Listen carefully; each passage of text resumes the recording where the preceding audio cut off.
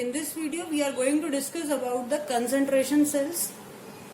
Now, the concentration cells, if two electrode of same metal dipped separately into two solution, ठीक है, जैसे कि आपने नर्न्स्ट इक्वेशन से पहले अगर हमने कोई इलेक्ट्रोकेमिकल सेल डिस्कस किया था, so for example when we discuss about the electrochemical cell, हम एक एनोड और एक कैथोड लेते थे, then we have dipped and joined it by the salt bridge. But इस केस में हम दो डिफरेंट मेटल की लेते थे, whereas in case of concentration cell both the metal rod are is of same metal. ठीक है, so if two electrode of same metal, ये एक इंपॉर्टेंट पॉइंट है, same metal dipped separately in two solution of same electrolyte. अब हम electrolyte, अगर ये भी कॉपर है तो ये भी कॉपर है, ये भी कॉपर सल्फेट है तो ये भी कॉपर सल्फेट है, having the different concentration. Concentration मतलब एक में कंसंट्रेशन C1 है और एक में कंसंट्रेशन C2 है. ठीक है, and then all this arrangement is connected through salt bridge. That cell is called as a concentration cell. Now the important point, which concentration act as a cathode and which concentration act as an anode.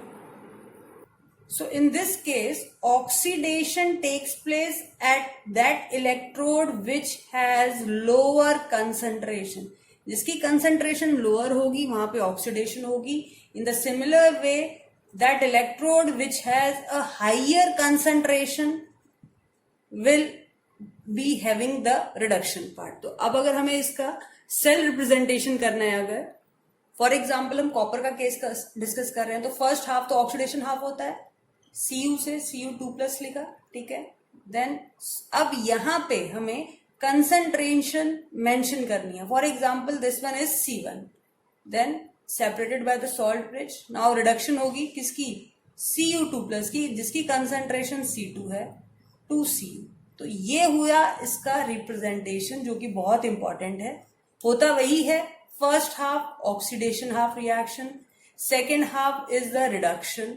ठीक है, अब अगर हम यहाँ concentration देख के बताएं तो C1 concentration is always lower than the C2 concentration.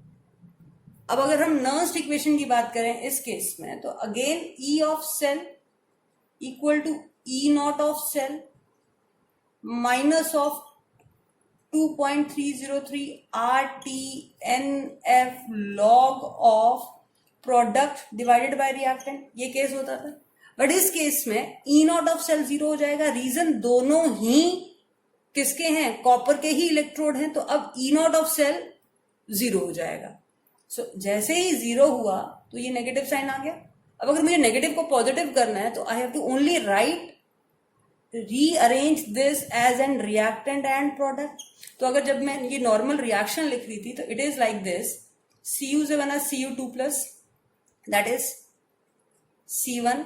ठीक है, एंड Cu2+ से C2 फॉर्मिंग Cu.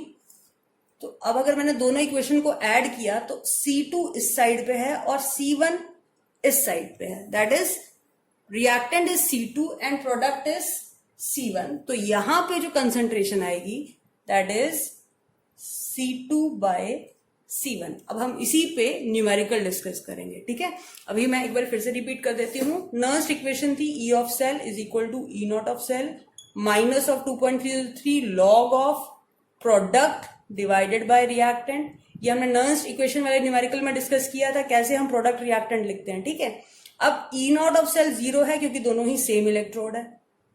अब अगर नेगेटिव साइन को चेंज करना है तो हमें रिएक्शन को रिवर्स करना पड़ेगा. That is reactant by product, and reactant and the product according to equation is C2/C1.